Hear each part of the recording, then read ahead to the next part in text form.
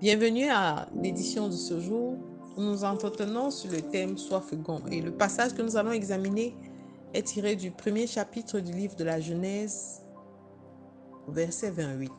Il est écrit: Dieu les bénit et Dieu leur dit: Soyez féconds, multipliez, remplissez la terre et assujettissez-la, et dominez sur les poissons de la mer, sur les oiseaux du ciel et sur tout animal qui se meut sur la terre. C'est une instruction que le Seigneur a donnée à Adam et il lui a dit d'être fécond, de se multiplier. Ceci renvoie à quoi? À porter du fruit, à être productif en un mot. Alors c'est une instruction qu'il a donnée à l'homme qui ne consistait pas seulement à faire des enfants. Parce que si on prend seulement cette instruction au premier degré, on va penser que Dieu donnait pour instruction de multiplier, de se multiplier en nombre. Il s'agit aussi de parler de la productivité. Dieu aurait pu donner une autre instruction à Adam. Adore-moi, prie, célèbre-moi, reste dans la louange et l'adoration. Mais au-delà de ça, il lui a donné une instruction fondamentale. Et cette instruction s'adresse à toi et à moi encore aujourd'hui. Dieu ne veut pas de la médiocrité, mais il veut des enfants excellents et excellents dans toutes leurs voies. Être fécond, c'est être productif, bien-aimé. Être productif dans tous les domaines et être productif avec tout ce que Dieu a mis à votre disposition. Adam avait des arbres et Dieu ne lui a pas appris comment récolter.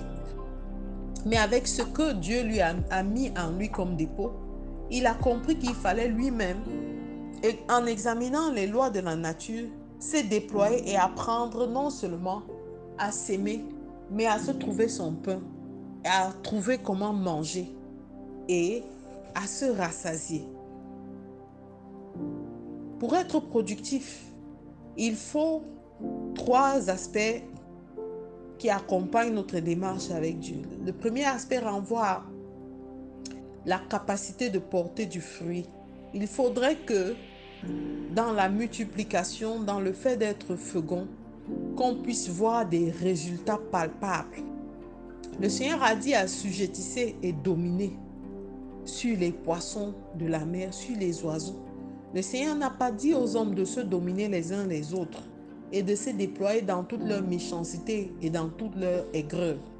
Mais quand on veut être productif, on doit être combatif. Et parce qu'on est combatif, il y a un potentiel que le Seigneur a mis en nous pour pouvoir porter du fruit. Parce que c'est à ça que Dieu nous appelle. Jésus a exhorté ses disciples à cette idée, à cette logique de porter du fruit, à être productif. Alors si le Seigneur te demande d'être productif, c'est parce qu'en toi, il a mis un dépôt. C'est parce qu'en toi, tu as ces capacités, tu as ce potentiel. Et maintenant, le deuxième concept passe par quoi?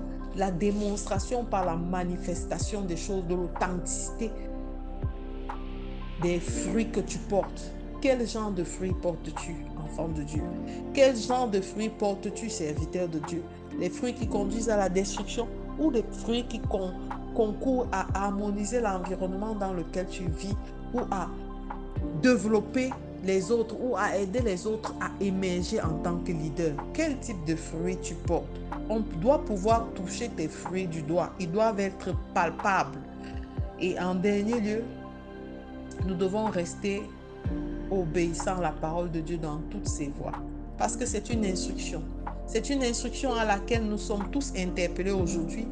En ce premier jour du mois d'octobre, nous sommes interpellés en cette période difficile à nous acharner à ce à quoi Dieu nous attend. Arrêtons de nous disperser dans les guerres inutiles. Arrêtons de nous acharner dans des querelles qui ne valent pas la peine. Mais nous sommes appelés à porter du fruit pour la gloire de Dieu. Nous ne sommes pas des serviteurs inutiles. Nous ne sommes pas venus dans ce monde pour vadrouiller ou pour suivre les gens. Nous devons marcher et être des leaders. Porter du fruit dans notre catégorie, dans notre domaine précis, afin que le nom du Seigneur soit glorifié au travers de nous. Alors, je sais que tu peux y arriver. Je sais que je peux y arriver. Alors, feuillons, bien-aimé, afin que la gloire de Dieu soit manifeste. Je te recommande de faire cette prière encore ce matin avec moi, Père éternel. Je te bénis parce que tu me montres chaque fois le chemin. Seigneur, je veux porter du fruit. Donne-moi, Père éternel, toutes les clés nécessaires afin que tout ce que tu as mis en moi ne se perde pas, afin que je puisse valoriser tout dépôt mis en moi, afin que je sois digne, Père éternel, au travers de tes œuvres, de pouvoir dire, j'ai réussi dans tout ce que tu m'as accordé. Seigneur, manifeste ta gloire au travers de moi.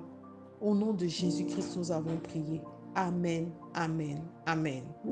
Excellent mois d'octobre. Shalom.